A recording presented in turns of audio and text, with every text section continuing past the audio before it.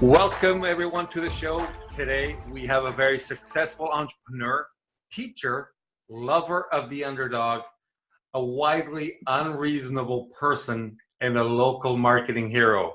With us today, we have Brian Saemann. How's it going, Brian? It's going great, Quinn. Thanks so much for having me. I really appreciate it. No problem, Brian. So why are you unreasonable? Well, I consider myself pretty unreasonable because I think I've taken a bit of an alternative path to most people. And the unreasonableness came when I quit my job and started a local marketing business.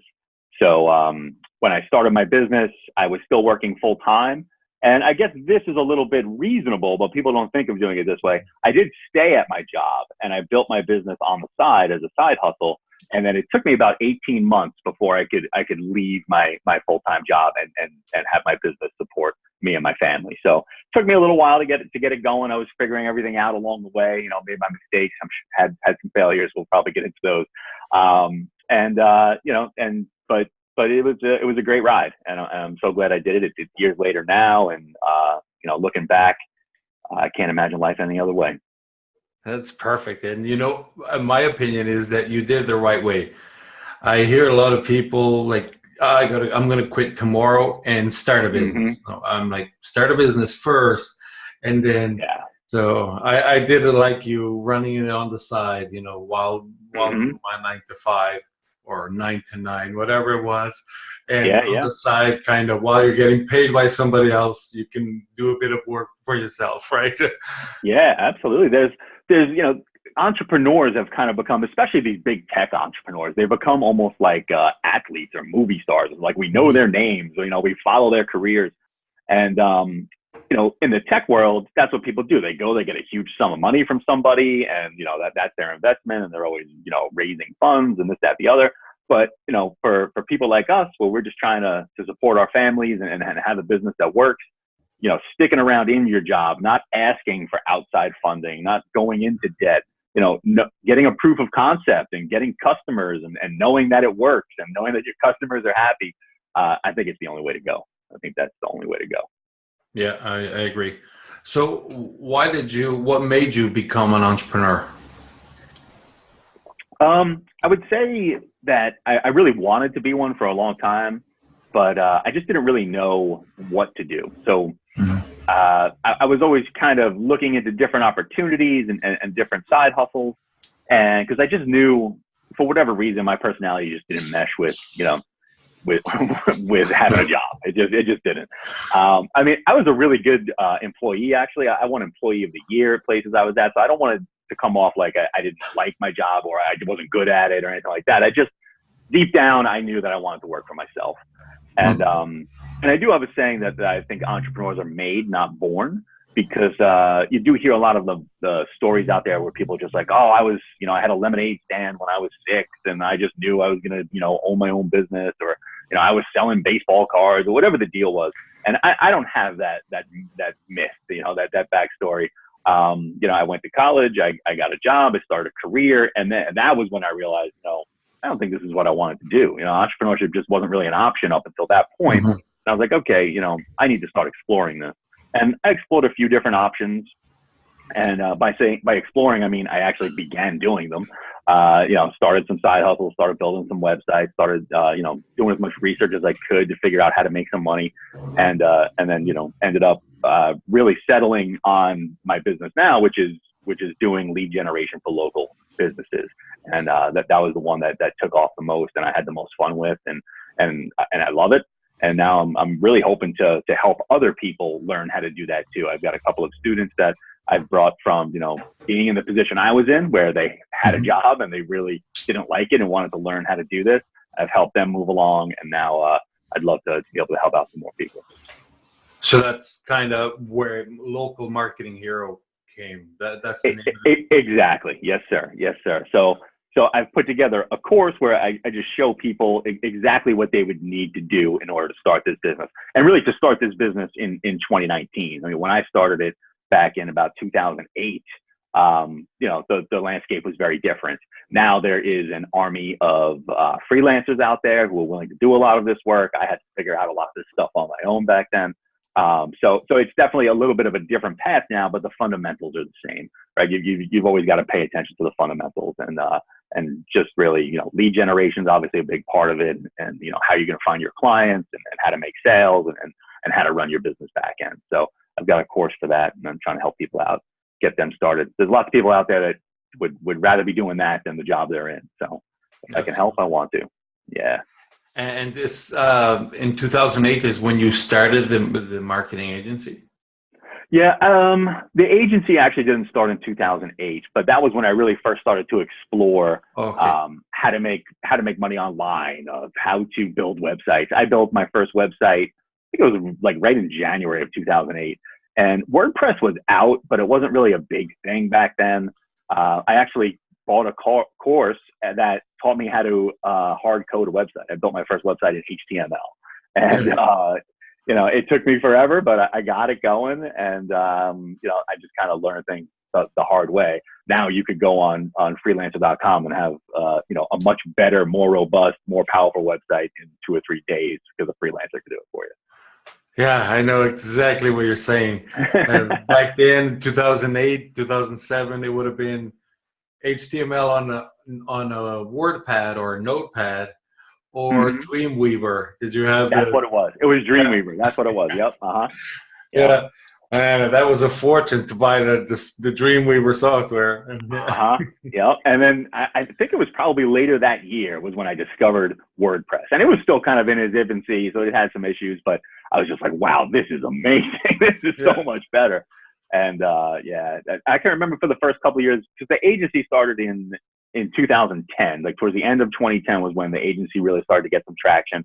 And then in 2011 was when it became like official. And I can remember the first couple of years, talking with people, that they needed help on their website. So I'd be talking to their webmaster, and their webmasters hated WordPress. And they all like, no, you have to build in Dreamweaver. And I was just like, and I can feel their pain. Their jobs were threatened, right? It really went from needing to have this very specific technical skill to just not needing it anymore. Isn't it incredible, the difference of back then, doing a website in Dreamweaver to today, going any platform, and a couple clicks in 10 minutes, you have a website up, an e-commerce store set up, funnels.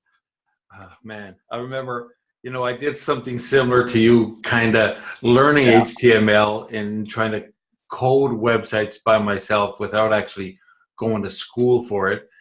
And then, man, I lost where I was going with this.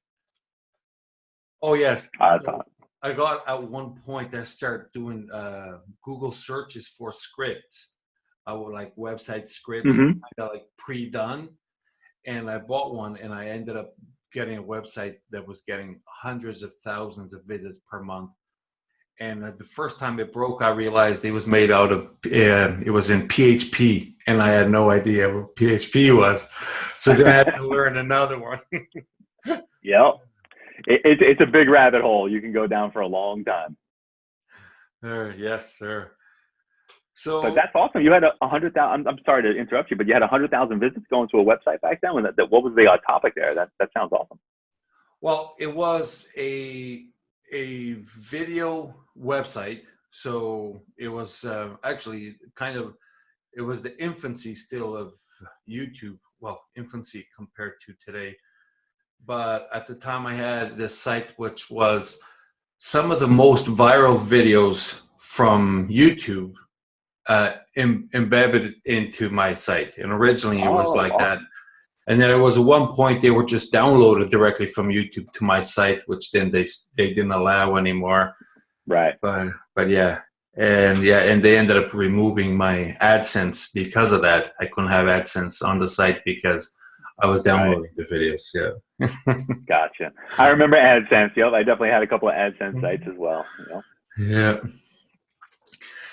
So you mentioned that entrepreneurs are made and not born. And I hear that a lot too. That it's in his blood, and those kind of things, which I don't agree with.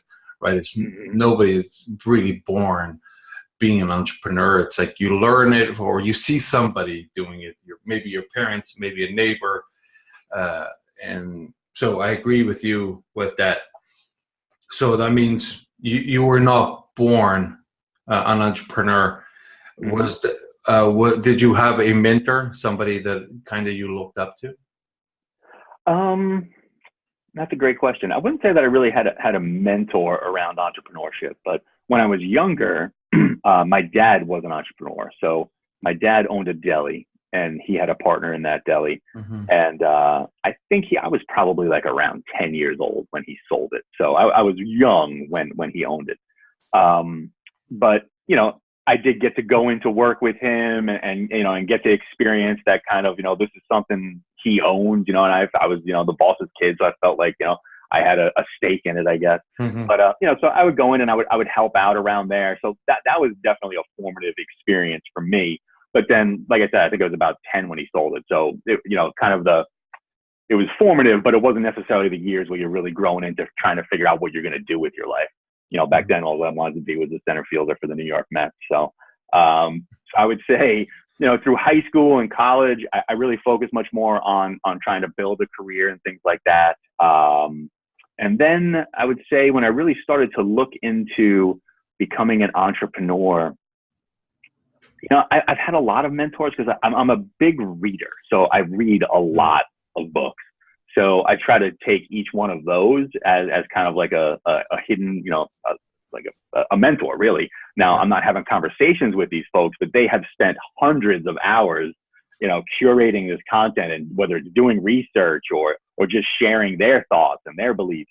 So, I mean, I've had, you know, Tony Robbins, Jim Collins, Tim Ferriss.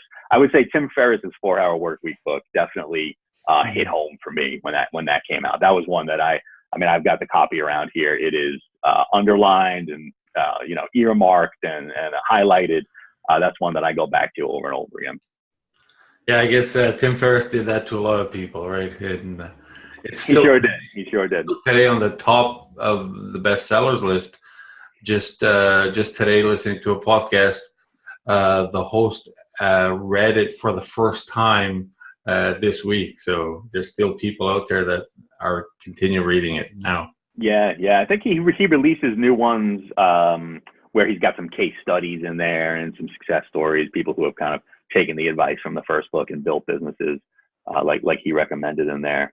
So yeah, and he's still coming out with new books. He's got a great podcast too. So yeah, he's definitely an influence. So when it comes to, for example, the digital marketing, a few years ago, if somebody wanted to start it, it would be just like anything else. It's at the beginning, the early stages, it's always easier to start some things. Sure. Is it a lot different today and a lot harder to start something like that? I would say it is a lot different. To be honest, I think it's a lot easier. It was a little easier back then because it was so new. So like everybody was interested in it, right? Everybody wanted to talk about it. But there's a big difference between being interested in talking and actually purchasing something. Whereas now businesses know I've got to advertise online, right? I mean, like they know it. They know it from day one. So you don't necessarily have to convince people. So, but I would say that you'd get started much differently. When I started, a lot of it was, I wasn't actually out to build an agency. I was out to really just build some websites that generated income. So like you, I had AdSense websites. I had an information product website. I had some e-commerce websites, which now the big thing is Amazon stores. So I did all of those things, and it was through doing those websites and trying to build those businesses, which never really made it, right? Like there were some sites that made a few $100s a month, and that was nice. I wasn't complaining, but nothing really made it to the level of a full-time income. But I started to get, because I was developing these skills, I started to get requests from people I know, like, hey, could you help me with my business? I need help with my website. I need to get more people to my website. I need to start making sales for my website. So it started off like that, very organically, and I started helping them. And then I realized this is where the opportunity really is. And I loved it because it gave me the opportunity to work with entrepreneurs instead of just being alone in my office, plugging away in the middle of the night. It gave me the opportunity to work with business owners, get to know them, help them with their businesses. Like, it's very satisfying when you create a campaign and it starts bringing in customers for somebody who owns a business. They really like that. So that's why I call it local marketing hero, because you get the opportunity to really feel like a hero sometimes. When you get an email from people or a text and they're just thrilled because they just closed a huge deal and you've had a big impact on their life. I mean, I love that. So I wasn't really out to start an agency. It just kind of happened. Whereas now you really could make the choice. All right, I'm going to start an agency. And because you do have those army of freelancers behind you, you don't have to learn all of the skills. You don't have to stay up till 2, 3 in the morning learning HTML like you and I did. Now of course there's always trade-offs. Are you going to pay in time or are you going to pay in money? So we were able to pay in time back then. And you can still pay in time now. But if you do have some money that you can invest and you can pay a freelancer, you can get things going much, much more quickly. And the beauty of this business too is that it's a great cash flow business in that typically you get paid by the client before you go do the work. So if you were going to hire a freelancer, you can look up, all right, well, let's say I'm going to try to do Facebook advertising for, gyms in my town. You go to a local gym or fitness center, you can try to put together a campaign for them. And then you don't have to go get the freelancer until after they've agreed. So you do have that you don't necessarily have to have the money on hand in order to get started. That's a really good point. And how about the scale? If, for example, you mentioned Facebook ads, if somebody starting today wants to start an agency and they get a request for Facebook ads, do you believe that the person, in this case, that started the agency, needs that skill, or they can just go and outsource it? I think they need to understand the skill, right? I do think that you need to realize, how campaigns are set up. You need to realize some of the strategic things around it. And all of that is readily available. You don't need a degree. You don't need to go to college for this. This is all like, you learn by reading blogs, by listening to podcasts, by, finding people who have done it and asking them questions. There's tons of groups on Facebook that are dedicated to running Facebook ads. So there's people in there that, you can ask them questions. There's all kinds of ways to educate yourself. A self-education is so much more valuable than a formal education. So I do think you need to understand it. I do think you need to be able to get strategic. But what you don't need to do is spend the time in the nitty-gritty kind of nonsense of it, right? Yeah. So if you're able to approach a freelancer and say, hey, here's my strategy here. Here's the audience that I want to show the ads to, and you've developed that, and then you hand it off to a freelancer to actually just go in and implement and create the ads and start the campaign running. I think that's probably the best balance. And if you're just getting started, maybe doing the first one on your own is not a bad idea. Spend that time in Facebook getting familiar with what you would need to do so that you could give better instructions later to a freelancer. So, but I would say as soon as you can, outsource that to a freelancer, because that really opens up your time to go out and work. We say work on your business, not in your business, right? So it gives you more time and energy to go get new clients and to just look at different ways you can grow your business and work on your business as opposed to sitting in front of your computer. Nice. So I want to ask you about something and you kind of touched on it already. So I think I already know your opinion about it. I want to ask you about entrepreneurs going to college for a few years and getting racking up a huge amount of student loan debt. Right. So what's your opinion when it comes to that, entrepreneurs in college? I quite frankly, like, you see now that like entrepreneurship is available as like a major in some colleges now, which I don't really understand. Like, to me, college and entrepreneurship, not that they're at odds, but they're not really this. It doesn't seem like the right place to learn entrepreneurship, I guess is the way to put it. To me, it's not. Well, I should say I did go to college. I got my degree. My degree is in philosophy. So it wasn't exactly super useful when I got out. So I do think that there's some value in college. As far as racking up debt, absolutely not. Like, I have 2 sons now, And I mean, they're 13 and 9, and I've already told them, like, you cannot rack up debt. Like, I don't care if you stay home for school, you do, like, whatever it is, there will be no racking up of debt, because that buries you. It just, it puts you so far behind the 8 ball. And as an 18-year-old kid, you have no idea what you're doing to yourself when you take out those student loans. You have no idea. So I'm really trying to teach my kids that, that you don't have to go to college. And we'll see how it goes. We're still a few years away, but I would love if, my sons were interested in starting a business. I'd rather take money and help them start a business than send them to college necessarily.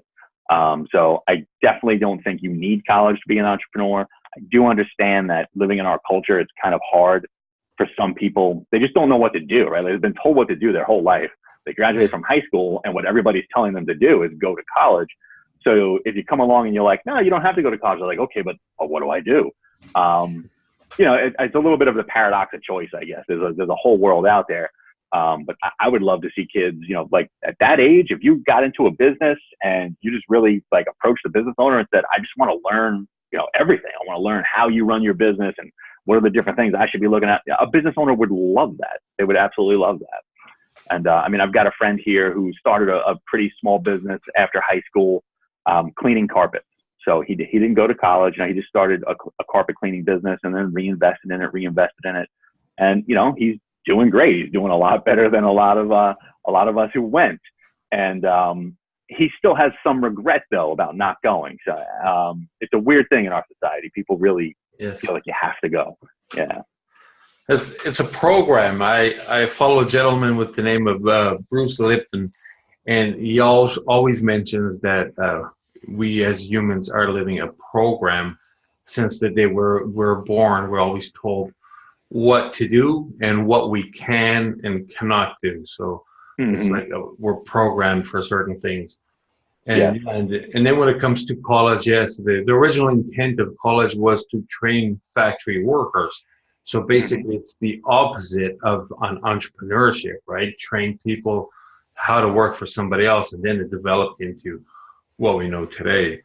So yeah, I'm guessing I agree with your opinion too. And I agree if my kids wanted to become entrepreneurs, I know that there's a lot of online training basically in online world is the future that I see now, right?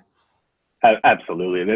Let's say you just really wanted a college. You can go to MIT for free. For free. All of their classes are available online for free. Now, they're not going to give you the piece of paper at the end. You're not going to get that. You're not going to get that degree out of it, but you could get all of the education out of it.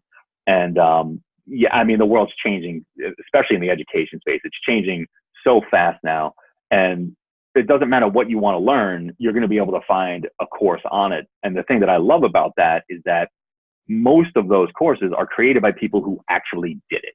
Right? So you go to college to learn entrepreneurship. Well, if this professor has never been an entrepreneur, how much can they really teach you? I think it's really important to learn from people who've actually done what you want to do.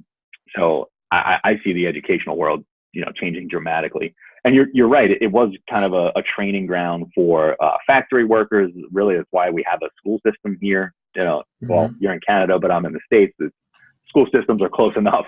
It was really to get people off the farms and get them into factories. And that kind of rote job now, like that factory worker jobs, they're going away. They're all being automated now. So the jobs of the future are going to be jobs that require imagination, jobs that require creativity, emotional labor. So you don't learn those things in college. You learn those things just by experiencing life. So when it comes to marketing, there was back in the day, there was a lot of people that used to say that marketing is deceiving, and it was. And I somewhat agree with that. We had to do Photoshop, 3D renderings of the products instead of doing the photography of the product. And I see a lot. I don't know if this is a new marketing hack, but I see a lot of honesty as a new cool selling feature. Do you think that's absolutely honesty is a new marketing hack? It is a little bit. It is. And it really started like you don't hear this buzzword so much anymore, but a couple of years ago when social media really started to explode, authenticity was the big thing. Like, I got to be authentic. I got to be transparent, right? And that's true. I mean, you want to be authentic, but I think what people were missing back then was, I talk to my mom differently than I talk to my kids, differently than I talking to you right now, differently than I talk to my wife. All of them are authentic, right? They're all real, but they're all just kind of different versions of me. And when you're doing your marketing, it's another version. So I do think that I don't want to see honesty get manipulated now. I do think that it has become a little bit of a shortcut, but only if they truly are being honest. So I think what happened is people realized that authenticity and transparency were really important. So they became, quote unquote, authentic and transparent, but not really. And I remember reading a story about a girl. I'm not going to remember her name, but she was doing something on Instagram, whether it was like fashion or interior design, whatever the deal was. And, she was making some money. She had a lot of followers, whatever it was, but she would set her computer up and her phone up so that it only shot one half of her apartment, which was immaculate and beautiful. And then the other half on the other side of the computer was just a disaster, right? So you might be able to pull something off for a little while, not being honest, but long term, you're going to sabotage yourself. You're not going to be able to pull it off forever. Exactly. No, that's exactly what I was thinking. Like, it's here I'm being honest with you, but it's the bit of honesty that I want you to know. It's not the right. full. It's not the full, right? Yeah, and that's something that we see now more and more, and actually, I believe that's causing depression in some of the younger generation. The fact that people post all these nice things, and of course, they like even us, we post what we want to be seen, right? Oh, sure, of course. And when people see your image or the image of that Instagram girl, they imagine the reality. So it's not really what she's putting out. Each person imagines their reality, and that's, I guess, it seems to be unstoppable right now. Yeah, I mean, Facebook it's a highlight reel, right? I mean, like, we only put up the stuff that we would want other people to see, but that doesn't mean our life is only full of highlights. So yeah, I agree with you. I think it does lead to some depression. I think kids now, like, I'm really careful with my son, who's newly a teenager. He doesn't have a phone. I don't want it to be in his face all day. I want, because even as an adult, I mean, I didn't have my first cell phone. I didn't have my first smartphone. I was probably 35, I don't remember what it exactly was, but it was around there. And even still, I've got the hardcore habit of just, being on this thing all the time. If you start at 10, 11, 12 years old, when are you ever going to look up? So I really don't want him to get too involved in it. It's impossible to not be involved at some level in today's world. But yeah, I think it's something we all need to really think about and be careful about. Yeah, and man, it's like we're the same person, because I agree. My kids are not teenagers yet, but it's a big fear of mine already that it's like having a third arm. Is that cell phone is always attached to everybody. Yeah, and that brings me to a good marketing point, which is when social media gets involved with marketing, and something that marketers can use to their benefit and sometimes against them, and that's social proof. How important is social proof in your line of business? Social proof is pretty important. And you don't necessarily need to use social media for social proof, but let's just say you're sending somebody to a landing page, whether, for whatever product it might be, it doesn't even matter. If you can show testimonials, right? Like, that is social proof. You'll be able to show, like, hey, look, there's a community of people that really think this product is awesome. So social proof is really like one of those factors that you always want to show on a product. Now, if you're the type of business that has a big social media following, and you can get people excited about your stuff, and then they can display that excitement on social media, that's going to be pretty powerful for you too. Yeah. I see it everywhere, you know, in the e-commerce sites. On the bottom left, you see the pop-up Hmm. that Joe somewhere just bought this, and Exactly. there's some that are actually 100% verified purchases, others that Hmm. are kind of made up social proof, Yep. and Yep. and That you do see that a lot, and that's unfortunate. I think that's where, right, like let's say 30, 40 years ago, we started to understand a lot of these different triggers, you know, kind of the behavioral economics behind, you know, a lot of our purchases and a lot of the way we act in the world. And unfortunately, with that understanding started to come manipulation. And people realize, wow, well, social proof makes people buy, so I'm just going to show social proof even if I don't have it. And that to me is really unethical, and we should be doing what we can to root that out. yeah, and same as with the fake scarcity and the countdown timers. Like you have five Right, minutes to buy at this price, but you go right, there 2 weeks from now, it's still at the same price. And right. yeah, And that's the thing. Like, so you have scarcity, urgency, social proof, right? All these different factors that do help people buy from you. I think it's completely legitimate to use those things, but only when they're real, right? If you're telling me if I've got 5 minutes at this price and then I come back in a week and it's the same price, that's not legitimate to me. But if you're like, hey, I can only do 10 of these at this price when, you know, when the 10th one's gone and the price is going up $50, okay, you know, that as long as it's real, I'm okay with using those levers, I guess you'd call them. But when you use those levers and it's not real, that's really unethical. yeah.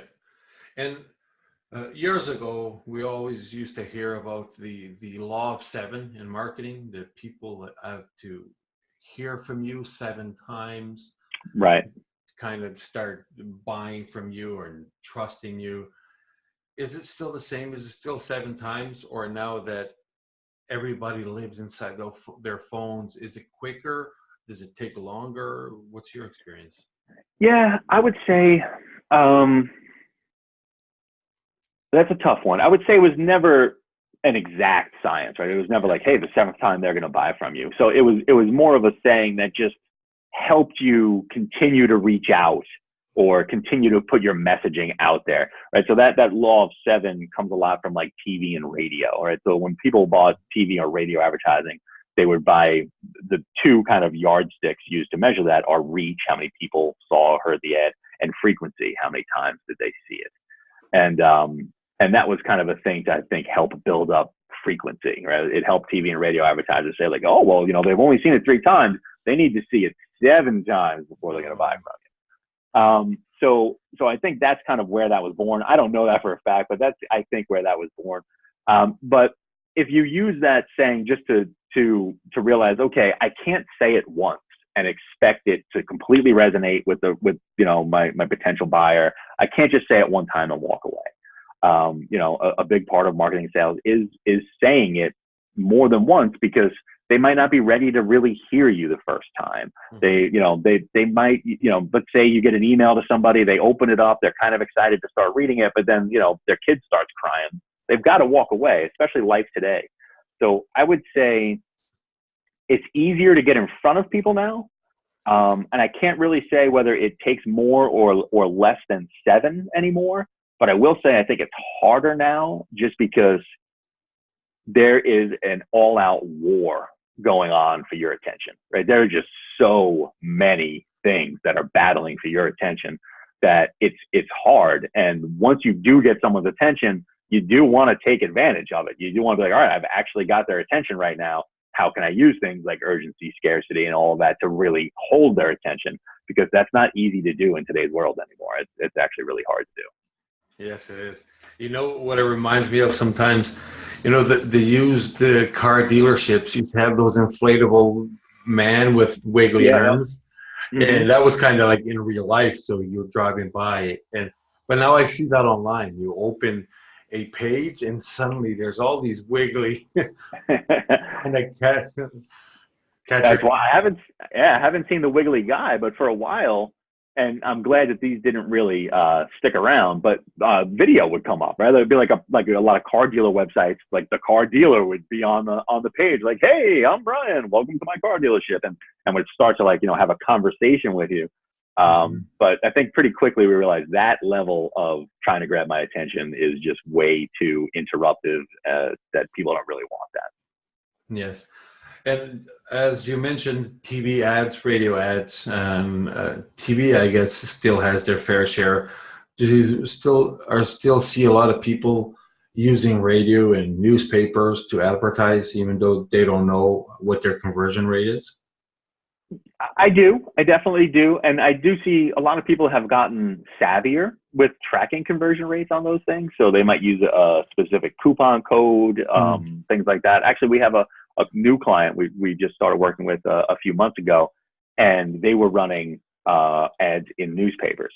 It's a very niche product, and they were able to place it in these newspapers, and it was working for them. And they knew to what level it was working for them. I was like, that's great. You know, most people have no idea. I was like, well, let's run some digital stuff and let's compare. Let's just see, you know, which one does better. And then, so they were able to see like, okay, this is what we're doing in the newspapers. And then boom, wow, this is what we could do online. This is awesome. But they did decide to keep the newspaper stuff running, even though the numbers didn't really compare to digital. They were still making money, right? It was still turning a profit for them. So they're like, okay, well, we're not going to turn it off. It's making money, but you know, we're glad we found digital too. So, and it depends on, you know, who your audience is, what exactly your product is, who you want to reach, what your message is. You know, if you've got, you know, if you're looking to reach people over 65, the newspaper might not be a bad spot. Yeah. They're still reading the newspapers for sure. So, you know, it's easy to see that that's going to go away. I shouldn't even say it's going to fully go away. I think newspapers will be with us forever. Well, forever might be a stretch, but they're going to be with us for a while. I think they're still going to be with us. They're just people who are in that habit, and they buy the newspaper every day. And those newspapers are making money. They're not making the money they made in the 80s, but they're still making money.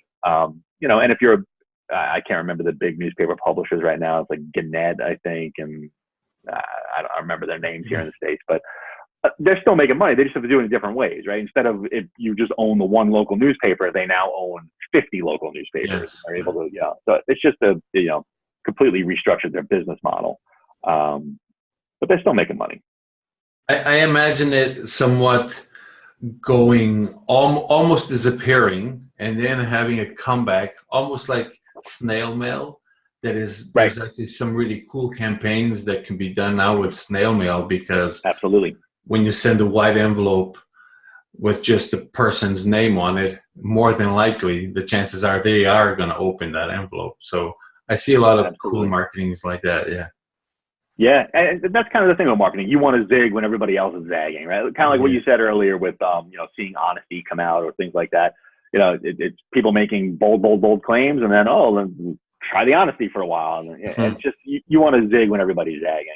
Just it helps you stand out. We've definitely done some snail mail campaigns, and you can tie them in with digital now, which is great. So you can have a snail mailer that goes out but sends people to a specific landing page, and you know, when you want to combine the two, you know, you get even more power out of it. Nice. How about the strategy of you know, give and then take, kind of like the jab right hook? That's still, yes sir, that's still applied today.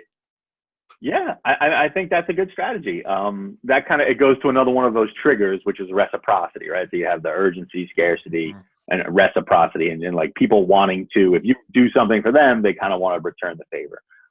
Depends on your business model, but yeah, I think there's a lot to be said for, or even like what your business is, but I think there's a lot to be said for if you can give in the way of education, or you can give in the way of entertainment, and it keeps your audience engaged and it keeps them paying attention to you. If you start to just ask for the sale every time, that's going to get old really quick. So I think that, you know, 3 gives to a get kind of a ratio is a smart play. Yeah. Awesome. So tell me, what was one of the times that you had a big failure, either in your marketing career or in your entrepreneurial life? Sure. I touched on it a little bit earlier. I would say really it ended up being okay because it worked out and I got the agency out of it. But a lot of that stuff that I built in the beginning, I did consider failures. I mean, one of my e-commerce websites did a lot of sales. I ended up doing quite a bit of number of sales, but it was drop shipping. So the margin on that is so small. So I think one summer I tracked it and I did like $9,000 in sales. I probably worked,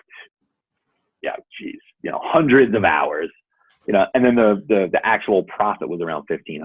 And I'm like, all right, this is just not worth it. Like, I've got this. And, I was really proud of myself. I got the website built and I got traffic to it, and it was showing up in Google and people were making purchases. I can remember the very first customer, actually, he ended up not even being a customer. He called, it was a website. It was you were just supposed to order online, but he called the customer service number, which just got forwarded to my cell phone. And he was asking, can I take the handlebars from this bike and put it on this bike and change this out? And then I got to call the wholesaler, the drop shipper, and see if all those things can happen. And, it took me hours just to get all of his questions answered. And then he's like, nah, I'm good. Thanks anyway. And, but I was excited because it was my first one. So, I kept it going. And then we did start to make just some sales where people came to the website and just pulled the trigger. And, then you had to take the purchase offer, send it off. But the real bulk of the work was making sure people came to the website. And I just after that summer, I was like, this is not worth it. I'm not making nearly as I'm getting paid way more by the hour just doing my job. Mm-hmm. So I let that one go.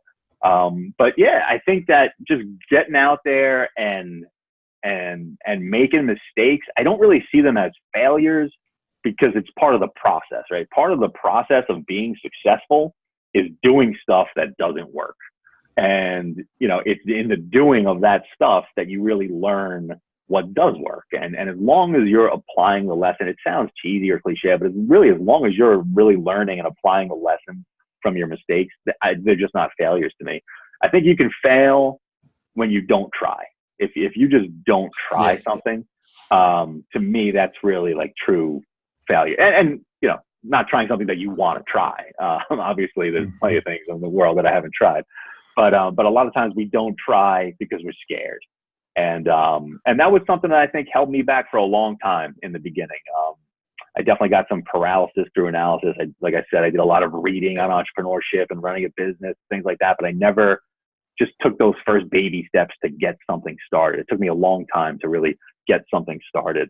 And I regret that because I lost years just kind of like that entrepreneur stage of, man, I really want to just work for myself, but I don't know what to do, or I don't know how to do it. And the key is to just take small actions. You're going to learn stuff. Yeah, you're going to make mistakes. Who cares? You're going to learn stuff. And I think that taking those actions also gets rid of the fear.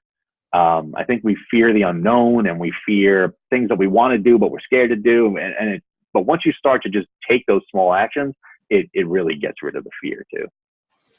Did you find that you missed taking a few actions, and then suddenly when you start taking action on this and that, you lost a bit of your fear, and then you actually had the fear of not taking action?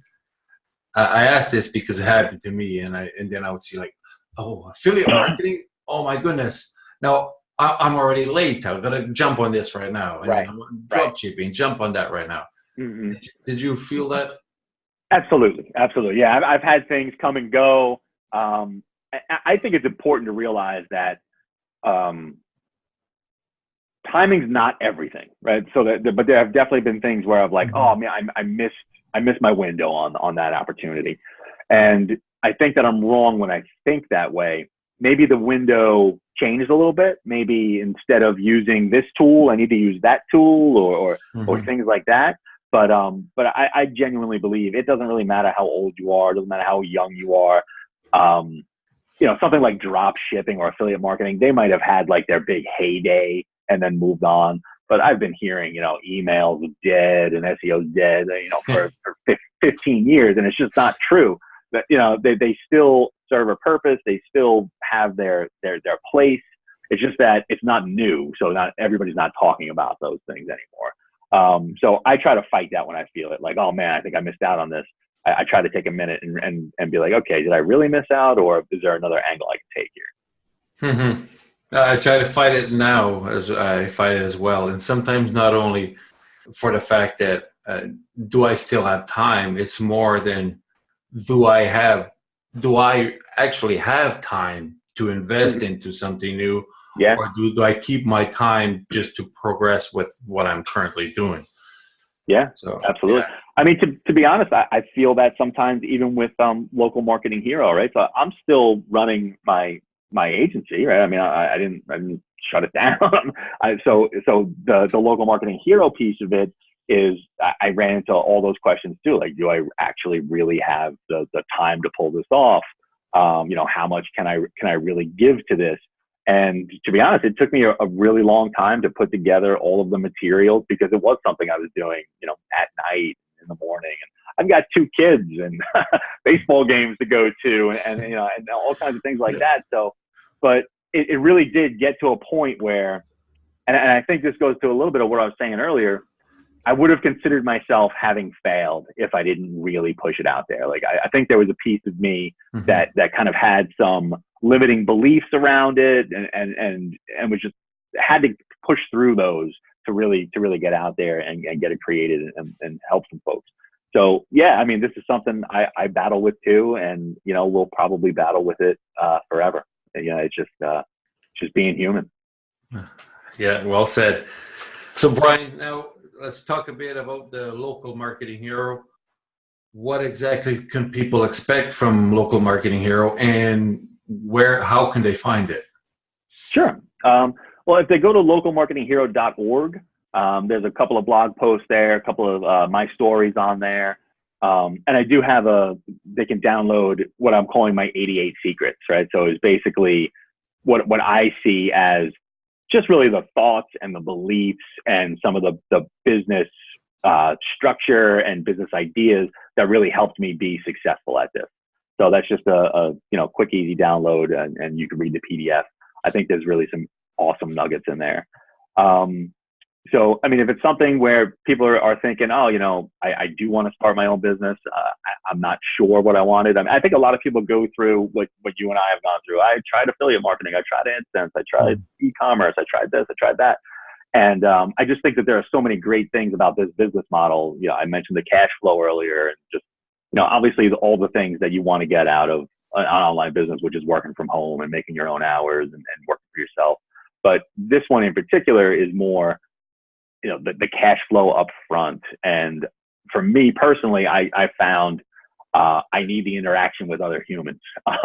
When I was doing those other businesses, I was really just on my computer. A lot of it was at night. And after a while, I was like, I do work from home now still, but there are days where I'm like, I'm just going to go work in the coffee shop, or I'm just going to, travel around and pop in on a couple of clients just to get that interaction. So, that's one of the things that I really like about this business model as opposed to some of the more, online focused ones.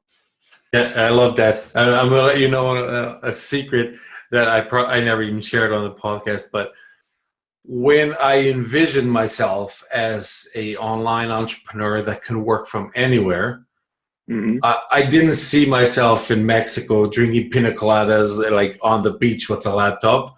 I always picture myself going from coffee shop to coffee shop